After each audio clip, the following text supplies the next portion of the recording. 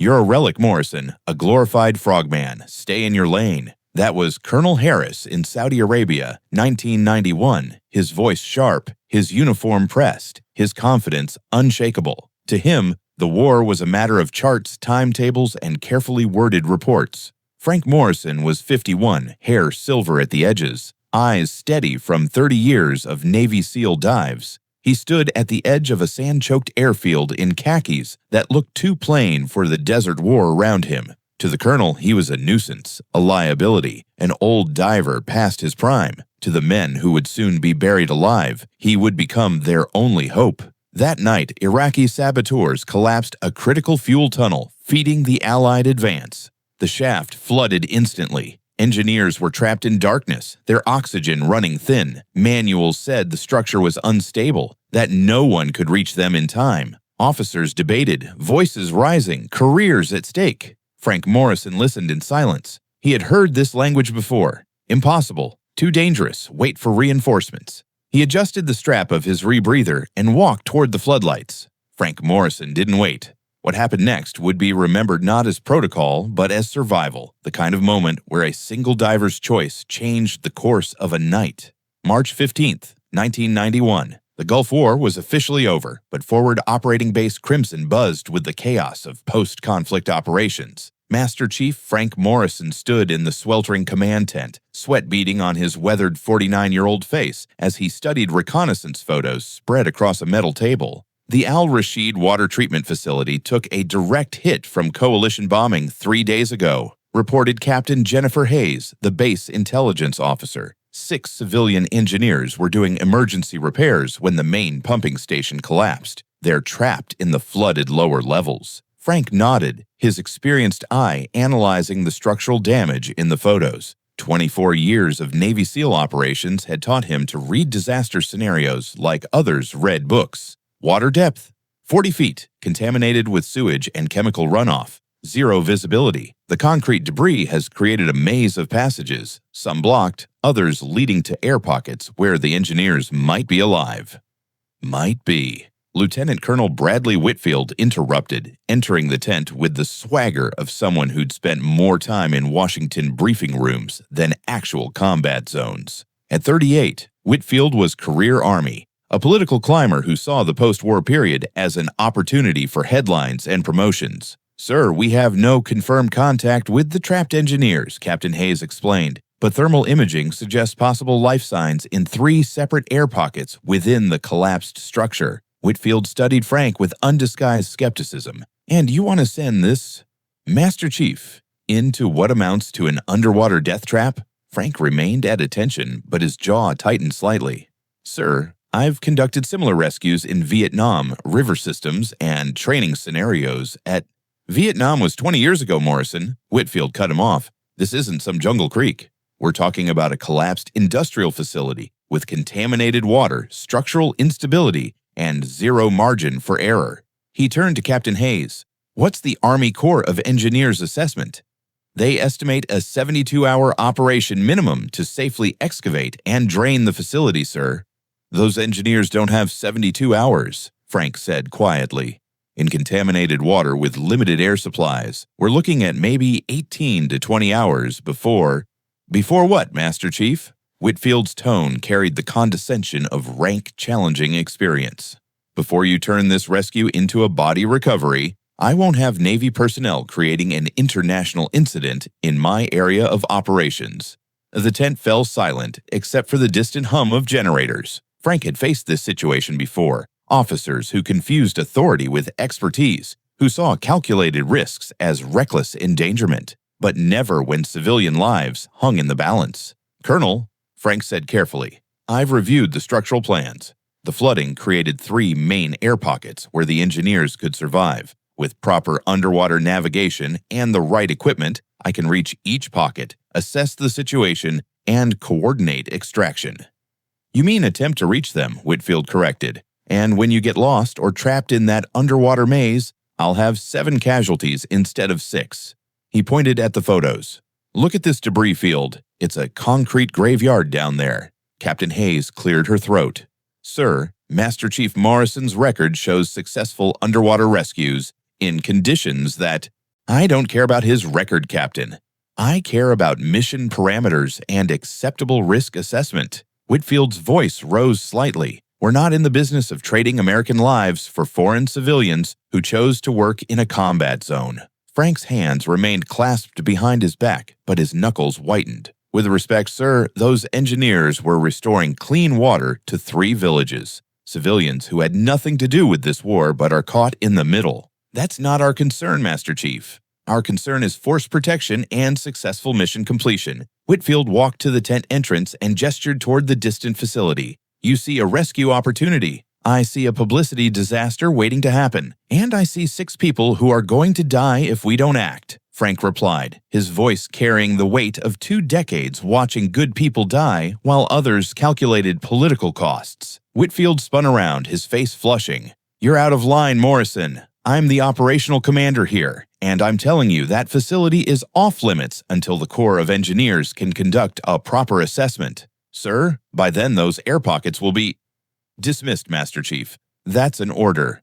Frank stood frozen for a moment, the familiar weight of impossible choices settling on his shoulders. In Vietnam, he'd seen villages burn while commanders debated rules of engagement. In training exercises, he'd watched instructors fail students who wouldn't take calculated risks to save lives. Now, at 49, with more underwater rescue experience than anyone in theater, he was being ordered to let innocent people drown. Understood, sir, he said finally, his voice controlled, but his eyes revealing the storm beneath. As Frank left the command tent, Captain Hayes caught up with him near the motor pool. Master Chief, I've worked with Colonel Whitfield for 6 months. He's more concerned with his promotion to full colonel than with mission success. Frank paused, checking that they weren't overheard. What are you saying, Captain? I'm saying that facilities' blueprints show maintenance tunnels that connect to the old irrigation system. If someone were to conduct, say, a reconnaissance patrol of the perimeter, they might discover access points that weren't in our original assessment. She handed him a waterproof case. Updated facility plans, emergency breathing apparatus specifications, and communication equipment that works underwater. Hypothetically, of course. Frank accepted the case without a word. Jennifer Hayes was career military too, but she understood the difference between following orders and following conscience. At 0300 hours, under cover of darkness, Frank made his choice. He'd spend his career following orders, but he'd also spent it saving lives when others said it was impossible. The facility lay 3 miles from base, accessible through a wadi that provided concealment from both coalition and potential hostile observation. Frank had requisitioned night diving equipment, explaining to the supply sergeant that he was conducting training exercises in preparation for potential water-based operations. Technically true, though the training was happening under live conditions. The Al-Rashid facility loomed against the pre-dawn darkness. Its main tower collapsed into the pumping station like a concrete avalanche. Frank could hear the sound of water moving through debris, a liquid whisper that spoke of currents, depths, and hidden passages. His equipment check was methodical. Draeger rebreather for extended underwater operations, waterproof communications gear, emergency air supplies, underwater cutting tools, and medical equipment for potential casualty treatment. Everything fit into a streamlined pack that wouldn't snag on debris. The facility's main entrance was blocked by rubble, but Captain Hayes had been right about the maintenance tunnels. Frank found an access point near the old irrigation control station, a concrete shaft that descended into darkness and the sound of moving water. Frank clipped his safety line to a solid anchor point and activated his underwater communication system. Base, this is Morrison conducting perimeter reconnaissance. Static, then Captain Hayes' voice. Copy Morrison, all quiet on base. How's the reconnaissance?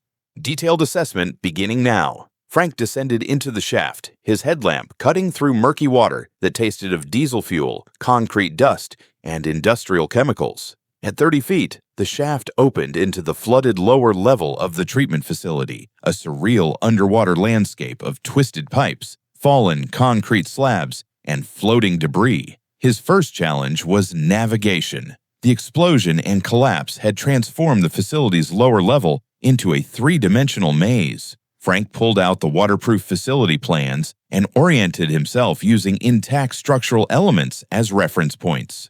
The first air pocket should be near the main filtration control room. approximately 40 yards northeast through the debris field. Frank began swimming, using techniques learned in decades of underwater operations, controlled breathing, constant spatial awareness, and the ability to navigate by feel when visibility dropped to zero. 15 minutes into the swim, Frank heard it, the sound of someone coughing, echoing through water and concrete from somewhere ahead. His heart rate increased slightly, not from exertion but from hope. Someone was alive. The first air pocket was a partially collapsed office space where rising water had compressed air against an intact ceiling. Frank surfaced carefully, his headlamp illuminating a scene of desperate improvisation. 2 engineers, 1 American, 1 British, huddled on a desk they'd positioned just above water level. Both were in their 40s, exhausted, hypothermic, but conscious. "Who are you?" The American engineer gasped, his voice hoarse from shouting for help that hadn't come. "Master Chief Morrison, U.S. Navy. I'm getting you out of here." Frank's voice was calm, professional, carrying the authority of someone who specialized in impossible rescues. "Thank God," the British engineer whispered. "We heard explosions yesterday, then nothing. We thought everyone had left." Frank attached emergency breathing apparatus to both men and explained the extraction process. "I'll guide you through the underwater route one at a time. The swim is about 40 yards through debris, but I've marked the path. Stay calm, follow my lead, and we'll be topside in 10 minutes. The first extraction went smoothly. Frank guided the American engineer through the underwater maze, surfacing at the irrigation shaft access point where he'd left climbing equipment. The man was weak, but mobile. "Can you make it to the surface?" Frank asked, helping him into the climbing harness. "Yes, sir." "What about the others?" "I'm going back for them." The second extraction proved more difficult. The British engineer had injured his leg in the collapse and struggled with the underwater swim. Frank had to practically carry him through the tightest passages, using combat swimmer techniques to navigate while supporting a casualty. But as they reached the access shaft, Frank's communication system crackled to life with Captain Hayes' urgent voice. "Morrison, you need to, no. Colonel Whitfield discovered your absence. He's dispatched a squad to bring you back to base immediately. They're heading to your location now." Frank helped the injured engineer into the climbing harness and activated the mechanical winch he'd rigged. "How long do I have?" "Maybe 20 minutes." Frank looked back toward the facility. According to thermal imaging, there were 4 more engineers trapped in 2 separate air pockets deeper in the complex. 20 minutes wasn't enough time for 4 more extractions, but it was enough time to try. Frank was guiding the 3rd engineer through the underwater debris field when his headlamp illuminated something that made his blood freeze. A massive concrete slab, precariously balanced 15 feet above the main passage. The structure was slowly settling, and when it finally collapsed, it would permanently seal the route to the remaining air pockets. He could hear voices from above. The squad Colonel Whitfield had sent to retrieve him. Frank faced a choice that defined his entire career: follow orders and abandon the remaining engineers, or disobey direct orders to complete the mission. Frank made his decision. He guided the 3rd engineer to safety, briefly surfaced to send him up the access shaft, then immediately returned to the flooded facility. His air supplies were running low, his body was exhausted from repeated deep dives, and he had perhaps 10 minutes before the unstable concrete slab collapsed completely. The 4th engineer was trapped in a partially flooded electrical control room, standing chest-deep in contaminated water with limited airspace. Frank found him disoriented, suffering from hypothermia and chemical exposure. "Easy, friend. I'm here to get you out," Frank said, attaching emergency breathing gear. "There are 2 more," the engineer mumbled. "In the pump room." "Heard them calling."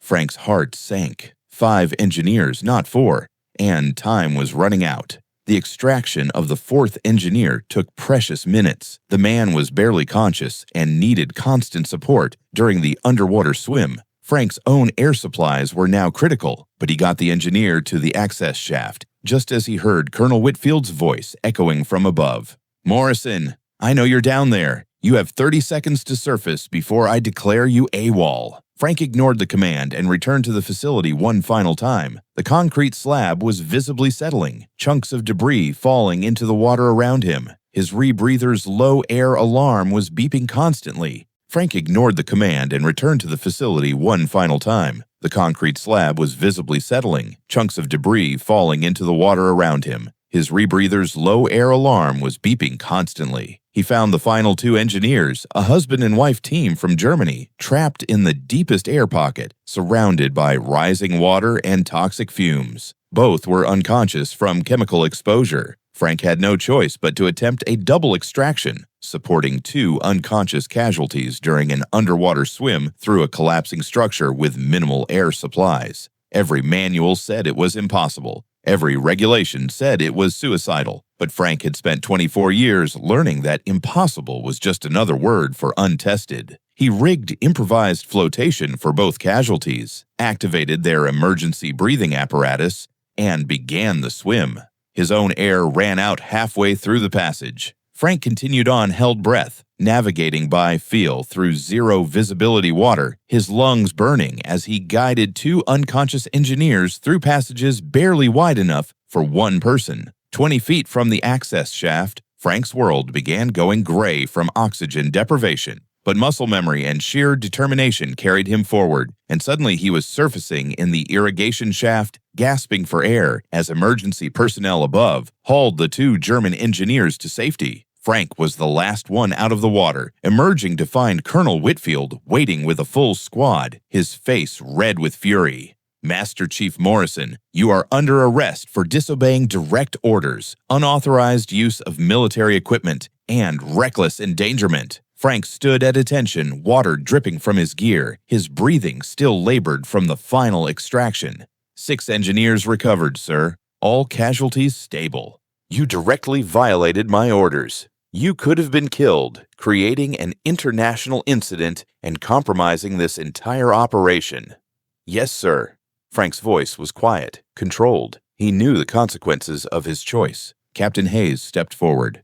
"Colonel, the media is requesting interviews about the rescue. Apparently, one of the engineers was a correspondent for the London Times. The story is already going international." Whitfield's expression shifted from fury to calculation. Frank watched as political considerations warred with personal anger in the colonel's mind. 3 hours later, Frank sat in the base commander's office while Colonel Whitfield explained to a room full of superior officers how the successful rescue operation had been conducted under his direct supervision and strategic planning. Frank said nothing as Whitfield took credit for the mission, describing how he'd personally assessed the risk factors and authorized Master Chief Morrison to execute the rescue using innovative Navy SEAL techniques. The base commander, Colonel Patricia Stone, was career Army but had enough field experience to recognize bureaucratic fiction when she heard it. After Whitfield finished his report, she asked Frank a single question. "Master Chief, in your professional assessment, could those engineers have survived the 72-hour excavation timeline the Corps of Engineers recommended?" Frank met her eyes.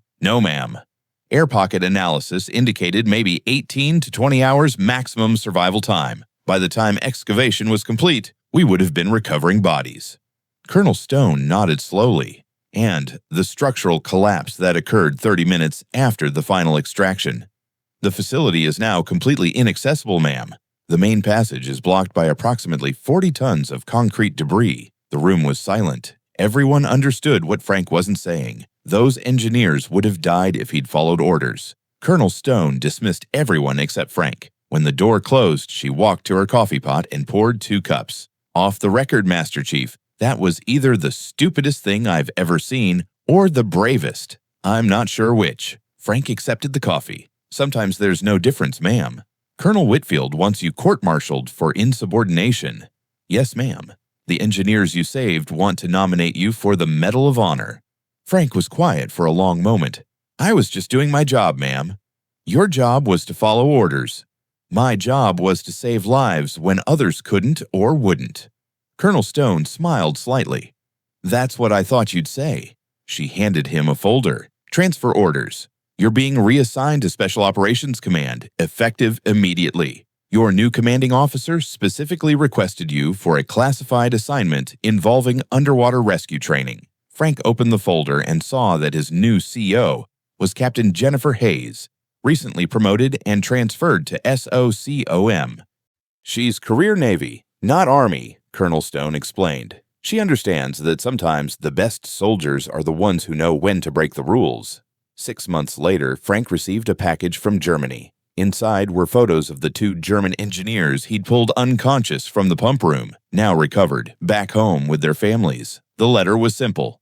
Master Chief Morrison, we wanted you to know that our daughter graduated from university last month. Our son just announced his engagement. None of this would have been possible without your courage in those dark waters. Thank you for choosing lives over orders. Some decisions are bigger than rank. Frank kept the letter in his personnel file, along with the official reprimand for deviation from authorized operational parameters that Colonel Whitfield had insisted on filing. Both documents told the same story from different perspectives. Sometimes the most important missions are the ones nobody orders you to perform. Years later, when Frank would face similar impossible choices in hospital basements, construction sites, and flooded tunnels, he would remember the lesson learned in Iraqi waters.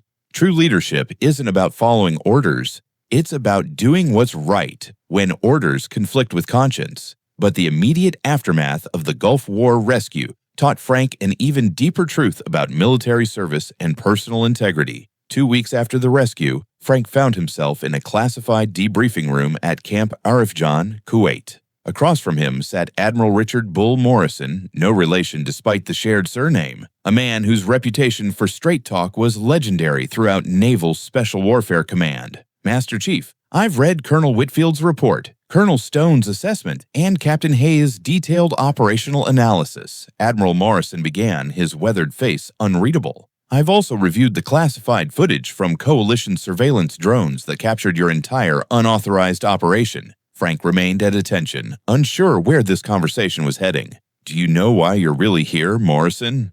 No, sir. Admiral Morrison activated a secure video monitor. On screen, Frank watched grainy drone footage of himself conducting the underwater extractions, the timestamp showing a real-time documentation of every moment he'd spent in violation of direct orders. This footage has been classified at the highest levels, the Admiral continued, not because it shows operational techniques we want to protect, but because it shows something far more dangerous to military hierarchy, a Master Chief making command decisions based on mission success rather than political protection. Frank watched himself on screen, guiding unconscious casualties through underwater debris fields that military doctrine declared impassable. Admiral, I accept full responsibility for what, Master Chief? For proving that 24 years of combat experience might actually be worth more than 6 months of staff college theory? Admiral Morrison paused the video at the moment Frank emerged from his final dive, barely conscious from oxygen deprivation, but still supporting 2 casualties.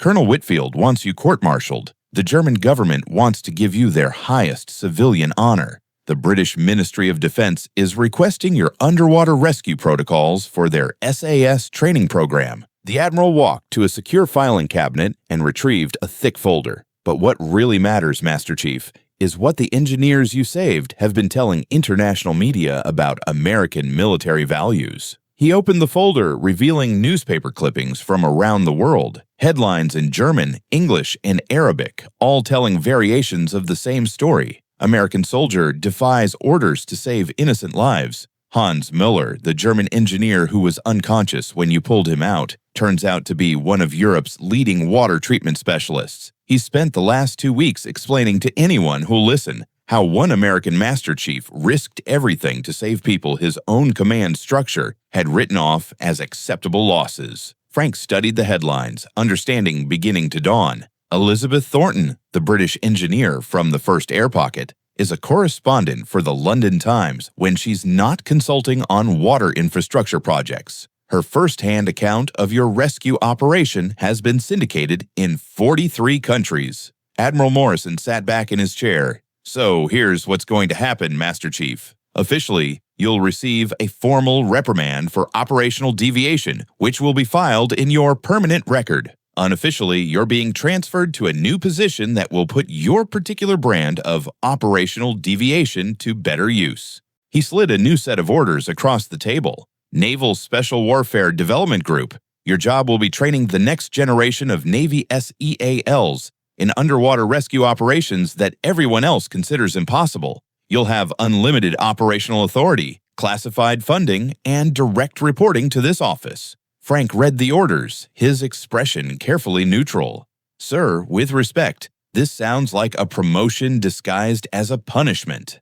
That's exactly what it is, Master Chief. Because here's what Colonel Whitfield doesn't understand about military effectiveness. The most valuable soldiers aren't the ones who follow orders without question. They're the ones who understand when the mission matters more than the regulations. Admiral Morrison stood and walked to a wall map of global military operations. We're entering a new era of warfare, Morrison. Complex humanitarian crises, urban combat environments, operations where political considerations conflict with tactical necessities. I need operators who can think beyond their orders when lives are at stake. He pointed to various locations on the map. Bosnia, Somalia, Haiti. We're going to face situations where by-the-book thinking gets people killed. I need Master Chiefs who understand that sometimes the most important order is the one you choose not to follow. Frank carefully folded his new orders. And Colonel Whitfield, sir. Colonel Whitfield will receive his promotion to full colonel, along with a commendation for innovative leadership during complex rescue operations. He'll never know that his attempt to destroy your career actually proved you were exactly the kind of operator naval special warfare needs more of. Admiral Morrison extended his hand. Welcome to the real Navy, Master Chief, the one where we measure success by lives saved, not regulations followed. As Frank shook the Admiral's hand, he realized that his Gulf War choice had done more than save 6 engineers. It had identified him as someone willing to put mission success above personal safety, civilian lives above political convenience, and moral courage above regulatory compliance. The skills he developed in Iraqi waters, underwater navigation through impossible terrain, casualty extraction under extreme conditions, decision-making when official orders conflicted with operational reality, would define the rest of his military career and decades later guide him through civilian crises where others saw only insurmountable problems. And sometimes, the most dangerous soldier is the one who refuses to let good people die, while others debate the politics of rescue.